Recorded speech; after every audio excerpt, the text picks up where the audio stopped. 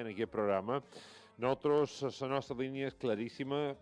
Societat política front societat civil. Això és la nostra prioritat.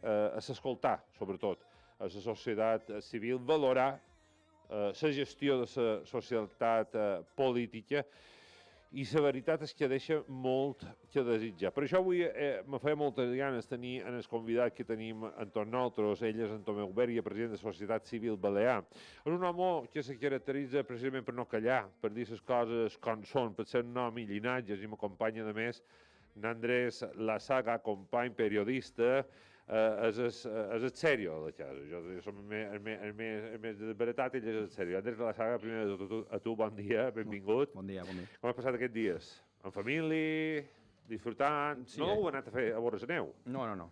Vàrem fer cas de les recomanacions de les autoritats i, a casa, descansant poc, perquè quan un té els dos petits descansa poc i fem feina també. Sí. Societat política, Andrés Front, societat civil. El nostre convidat és molt crític en la societat política, i abans d'entrar en Bolívar, tu creus que hi ha motiu per ser crítics, Andrés? Sense cap dubte, ¿no? Yo creo que sí, creo que hay muchos motivos para ser críticos. Aparte, estamos en una democracia y solo faltaría que los ciudadanos, cualquier sociedad u organización civil no pudiera opinar y decir la suya, ¿no? Y en este caso, ver lo que hace la administración, que hacen nuestros representantes políticos, y a partir de ahí, opinar y tratar de hacer una crítica constructiva en ese sentido para que se mejore de lo que se está haciendo desde las administraciones, ¿no? Ahora presentaremos a nuestro invitado, pero sí que estamos viviendo unos momentos que no sé si compartirás conmigo, Andrés, o no, donde la clase política, especialmente la que nos está gobernando, cada vez, de una manera u otra, está intentando acallar a la sociedad civil. Sí, bueno, esta es una pretensión que siempre... Yo creo que siempre han tenido las instituciones, aunque es verdad que en función de quién esté gobernando, pues esa intención es mayor o menor, ¿no? Es cierto que se trata de acallar esa reacción, esa contestación que pueda haber en la calle o a través de la sociedad civil. Se intenta también controlar a los medios de comunicación, pues a través de las subvenciones, de la publicidad institucional. Y este es es una señal preocupante que hay que denunciar y que hay que evitar que ocurra, porque ataca, yo creo, contra uno de los pilares fundamentales de la democracia, ¿no? Que es esa libertad de expresión y sobre todo de opinión, ¿no? Y por lo tanto, es peligroso, pero desgraciadamente sí que está ocurriendo. Y sobre todo, cuando nos acercamos también a una cita electoral, año con doble cita electoral, tanto autonómica y municipal como nacionales, cuando las encuestas dicen lo que dicen, y por lo tanto hay bastante temor por parte de quienes están gobernando a perder, ¿no? esos privilegios y tener que pasar a la oposició. Anem a presentar el nostre convidat, don Tomeu Bèria, molt bon dia. Bon dia. Benvingut en el programa. És així? És aquesta radiografia que m'ha pintat n'Andrés? És una fotografia molt coincident en la nostra, que nosaltres no volem hurtar a ningú les seves responsabilitats i la seva representativitat. Nosaltres el que trobam en aquest moment de situació de la societat és que, sobretot en quant se refereix a la responsabilitat dels partits polítics, han perdut el sentit de la representació. Els partits polítics estan en aquests moments per cercar solucions i fer feina per una societat que se sent abandonada. Se sent abandonada perquè a Espanya estem en un trànsit que no ens agrada gens, que se pot preveure perquè això està cantat. Hi ha un canvi important de la societat i en aquests moments la societat civil cada vegada té menys, li lleven li lleven la representativitat i societat civil balear no vol llevar res en el partit polític. El que vol que cada un faci la feina que ha de fer. I la tasca dels partits polítics avui en dia no és coincident amb la necessitat real d'aquesta societat.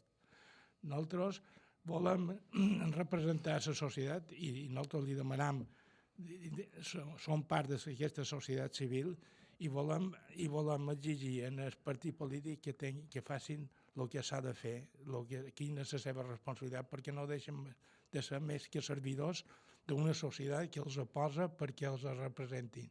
Però no estan fent aquesta feina i la deriva d'aquesta societat és preocupant. És preocupant perquè va perdent, li estan llevant els seus drets i contínuament i imposant una altra societat que, sobretot des de la societat civil, no estem gens d'acord. Què els passa als polítics d'avui en dia? O millor dir, què els ha passat per arribar en aquests punts, en aquests extrems que hem arribat, Tomeu?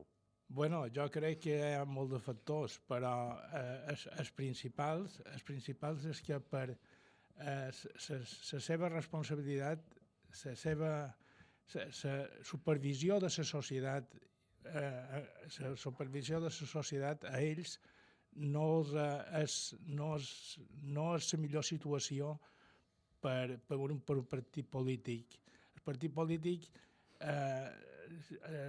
han agafat una posició que és totalment allunyada de la necessitat real de la societat, però ells viuen dins una bimbolla que volen preservar i volen que se mantengui així durant molt de temps. Andrés. Ayer se cumplían 40 años del Estatuto de Autonomía. Desde su organización, ¿cómo se valoran estos 40 años? ¿Y coincide usted en que, como han hecho algunos políticos, la presidenta, sin ir más lejos, Armengol, hay que renovar este estatuto porque quizá ya no valga o esté caduco? No sé con qué pretensiones también. Pero... Sí. Este estatuto ha sufrido unos pequeños cambios desde su aprobación, que siempre han ido enfocados la tendencia ha sido perder representatividad y sobre todo asumir planteamientos que la sociedad no estaba de acuerdo. Y no estaba de acuerdo y la sociedad en aquellos momentos no tenía más que ponerse en manos de los dos partidos mayoritarios para parar esta deriva, que es la deriva nacionalista, y se tiene que decir con todas las... que siempre ha sido la traidora en estos cambios. Ha tenido siempre el apoyo de los dos partidos políticos, los dos partidos mayoritarios, y siempre ha abusado de la confianza que le depositaban los dos partidos políticos. Es una traición, y se tiene que decir con todas las letras.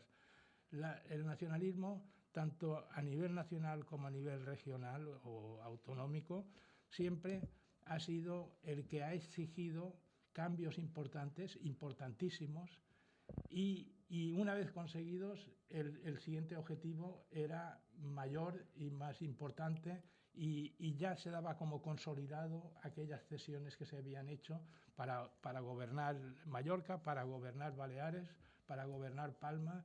Las cesiones que siempre ha hecho los dos partidos políticos mayoritarios ha sido el error más grande y ha sido el objetivo conseguido más importante del nacionalismo. El nacionalismo en toda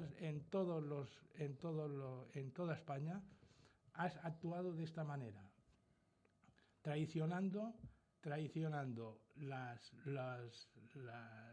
los acuerdos que se obtenían en cada caso para tener mayorías suficientes para gobernar, y siempre ¿hasta dónde? Hasta conseguir la independencia, hasta reclamar la independencia. El tránsito, lo que pasó en Barcelona, en Cataluña, no ha sido más que llegar al fin de los logros conseguidos, porque una vez conseguidos todos estos estos logros, solo quedaba pedir la independencia. Y esto es lo que se ha hecho el nacionalismo tanto de distintas maneras, y se le hizo en el País Vasco y en Cataluña, y a nosotros nos han embarcado en un barco que no sabíamos que era el nuestro, y nos han embarcado. No, el pueblo balear ha estado siempre en la inopia en esta situación. Nosotros, en Baleares, el nacionalismo ha venido por la puerta de atrás, engañados por a los dos partidos mayoritarios, que son al final los responsables de esta situación. Esta situación la han provocado los partidos nacionalistas,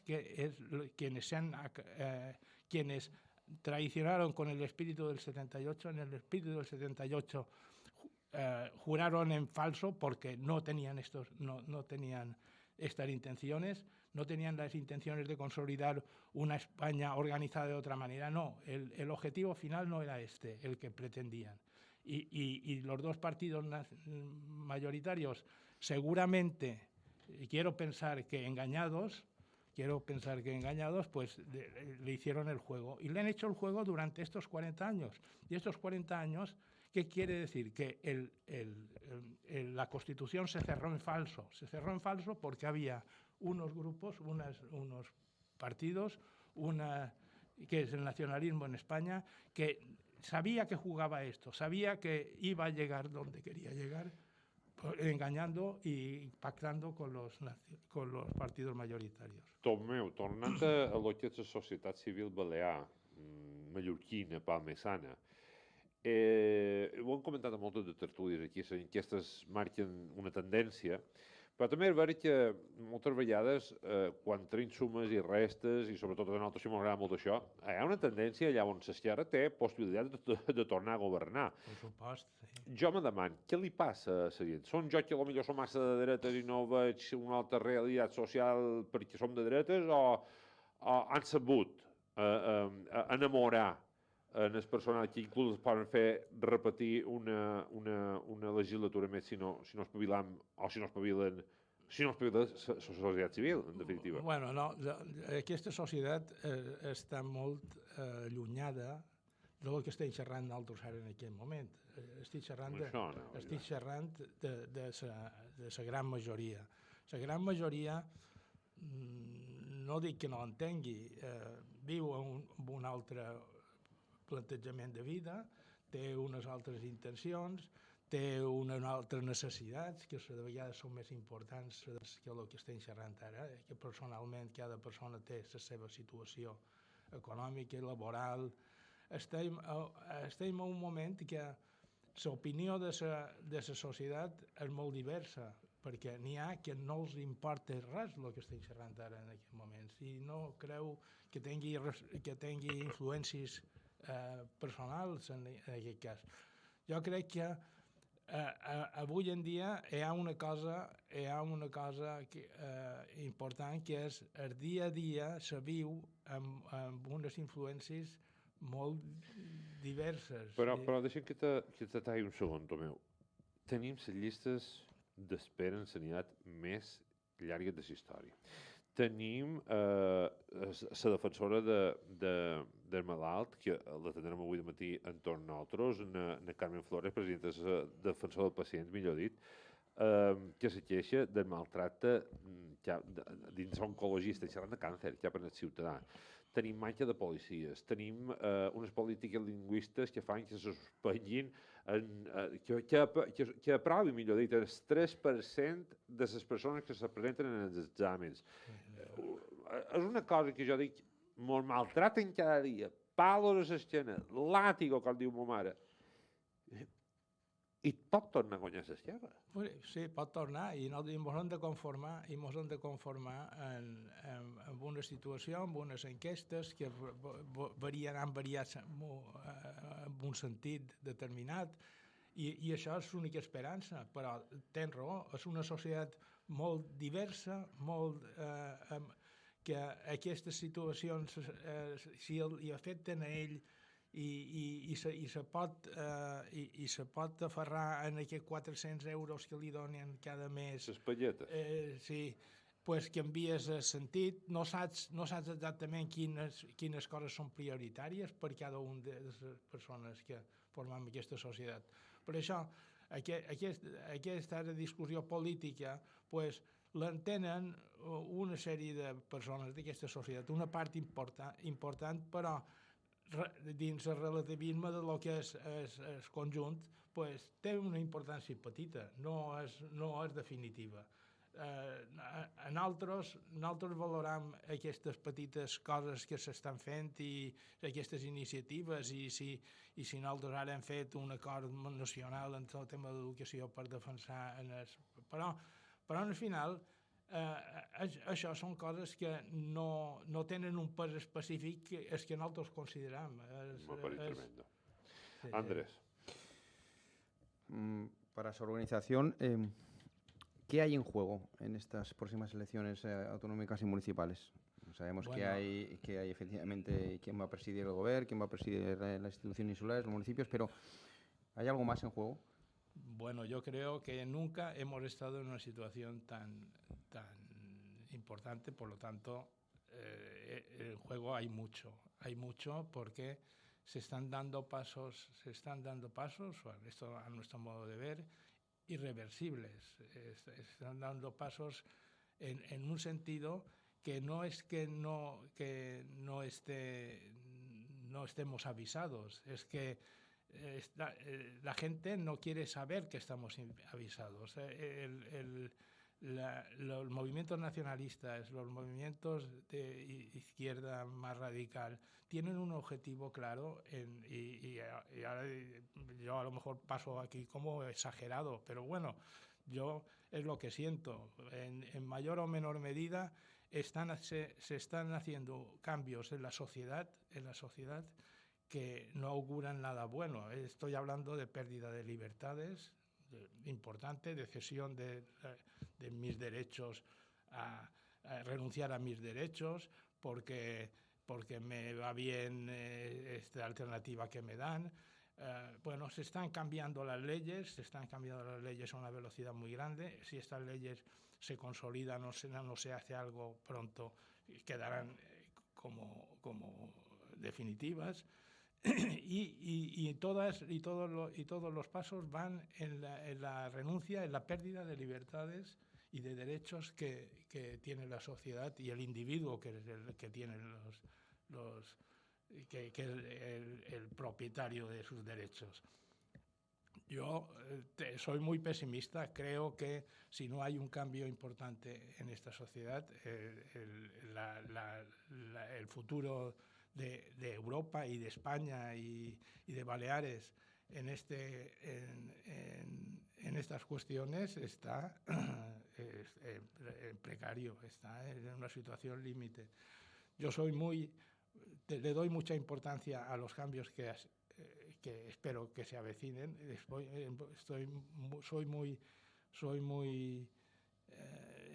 Estoy preocupado y estamos preocupados en Sociedad Civil Balear y estamos preocupados porque, bueno, esto no es un pensamiento de unos locos, está en España, está habiendo movimientos ya que están trabajando para revertir esta situación cuanto antes.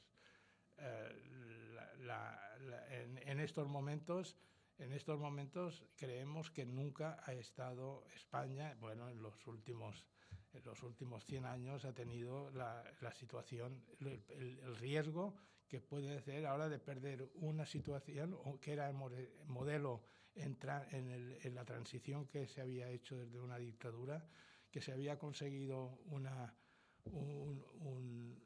estatus envidiado por todo el mundo y ahora estamos en una situación que no por avisada y por anunciada tiene menos importancia, es que a pesar de este anuncio, a pesar de estos indicadores, la sociedad, como hablábamos antes, está dormida, está cada uno con otras necesidades y con otras aspiraciones. Jo, escoltant-te xerrar, me demano una cosa, i l'hem plantejat avui matí, ha sobrevolat per amunt aquest programa. clar, mos tornen a entopar en la matèria de sempre.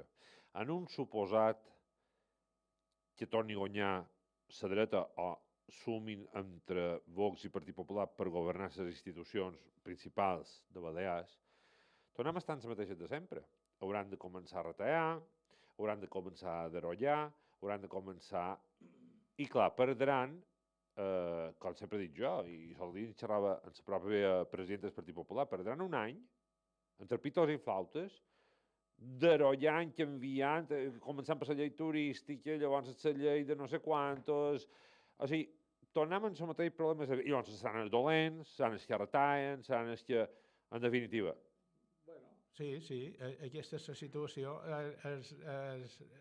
Ara, mirant cap endarrere, i veiem que un moment donat el govern d'Espanya tenia Rajoy en majories absolutes, va perdre l'oportunitat de començar a actuar per evitar això. No se devia creure que això podia passar, però ara la situació encara és més complicada i més difícil. Ara no quedarà més remei que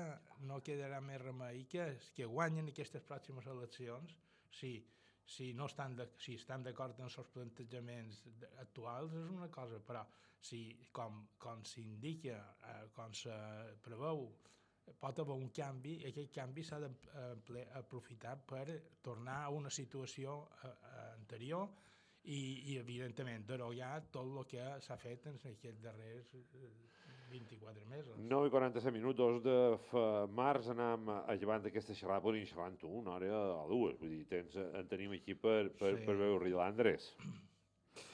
No, yo, escuchando al señor Berga hablar, no sé si estaría de acuerdo también en que para dimensionar el papel de esos partidos nacionalistas, como decía él, se han aprovechado realmente del favor de esos pactos con los partidos nacionales. No sé si está de acuerdo en que uno de los cambios que habría que hacer quizás sería reformar la ley electoral.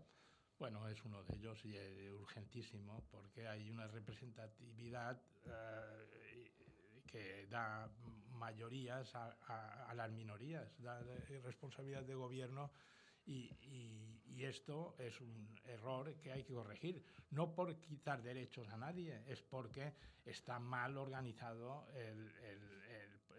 y esta situación se ha ido complicando y porque la sociedad ha evolucionado hacia otras mayorías, pero la ley electoral es uno de los temas que hay que actuar rápidamente. Pero bueno, el gobierno actual ha demostrado que se pueden hacer cambios legislativos legales y por esto estamos en esta situación, pero cada uno tiene que defender lo que cree que es mejor para España. Y pensamos que desde otras posiciones pues se tienen que hacer urgentemente cambios desde el minuto uno. Si esto no lo asume la derecha o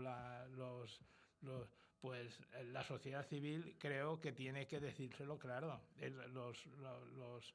Es importante que separemos lo que es la responsabilidad política de un partido político que actúa que la sociedad civil tiene que decir lo que quiere y los políticos le tienen que escuchar. Nosotros desde el principio que hemos mantenido una política transversal, nosotros no defendemos la Constitución, la unidad de España, la cultura propia, desde planteamientos que lo puede entender un constitucionalista de izquierdas y uno de derechas, pero nosotros tenemos que decir claramente lo que queremos como sociedad y nosotros representamos a una parte de la sociedad y en esto estamos, pero los gestores, los que tienen el mandato serán los próximos gobernantes y estos gobernantes tienen que escuchar a la sociedad que les ha votado. Una darrera pregunta, en aquest cas en clau local, municipal, Ajuntament de Palma. Tu, a més, representes un col·lectiu també de veïnats, tant el que és, en aquest cas, el monument de la Feixina, hi ha hagut tota una legislatura de palos també a la Feixina, per activar no res, perquè al final han arreglada, han posat llumets, han arreglat les fonts, han gastat 180.000 euros i llavors s'han barallat per veure l'arreglada, una cosa de locos. Bueno, lo d'aquest ajuntament és de pel·lícula, de TVO, com dèiem un temps, de TVO. De Negracita Morales. Exacte. Una valoració ràpida, perquè estic acabant ja el temps, una valoració ràpida per els palmesanos. Han viscut una situació, en xerràvem amb en Llorenç i el més ara, president del Consell de Mallorca, perdona, candidat a presidir el Consell de Mallorca. Desgraciadament, per un accident, per una mala causa, com ha estat aquest sotraig, aquest clot enmig de l'Avinguda, m'ho han donat compte que és per allà on ha de passar el tramvia o el trambadia aquest, que aquest clot ha col·lapsat Palma. Per tant, si a aquest clot li sumam el que hi ha de plaça Espanya fins allà on ha de passar el tramvia, és una més. Però és que aquest Ajuntament, des de minut 1 d'aquesta legislatura, ha fet coses en aquest sentit. Falta de planificació. El canvi dels carrers, del nom dels carrers que varen ser portades de tots els diaris nacionals durant 15 dies fins que el Batlle se'n va donar compte de que no podia mantenir aquelles postures. El tema de la Feixina és un altre tema que no li expliques a qualsevol i no s'ho creu. No han deixat de tenir sentències favorables i el recurs de l'Ajuntament sempre ha estat en primera fila. Els advocats de l'Ajuntament no saben què han de recórrer, no saben el que han de fer, però han tingut aquesta... S'ha de dolent de tot això també, això ho paien nosaltres. Tot ho paien nosaltres i no tenen cap responsabilitat, però és que es continua aquesta... La política electoral que ara estan fent, però la fan mal feta. Tenen Palma aixicada a totes les bandes, tenen obres en marxa, obres que havien anunciat en el principi que les farien. Però tu saps que això com funciona. Quan arriben a eleccions necessiten fer coses. Però és que ja la gent no es beneita. La gent ja comença a veure que aquesta situació no se pot mantenir. Estem perdent oportunitats. Bueno, nosaltres a la Feixina ja estem pensant quan acabem, perquè no sabem quan acabarem. Ara tenim un recurs en el Constitucional que només tracta temes de drets civils i li infloquen un tema jutjat per tots els jutges d'Espanya ja han donat el seu parer. Tomeu, ja t'he dit, xerrades, jo te convidaré un altre dia que venguis a una d'aquestes tertúlies que fem per participar, perquè és molt interessant el testimoni, no ho trobes? Bueno, estic massa puestos, però la meva responsabilitat ara és societat civil, que és on se poden fer més coses. I comptam amb tu per la propera oportunitat. I si no és amb tu, en esquema Ordolell. Exacte, sí. Andrés, ¿algún titular?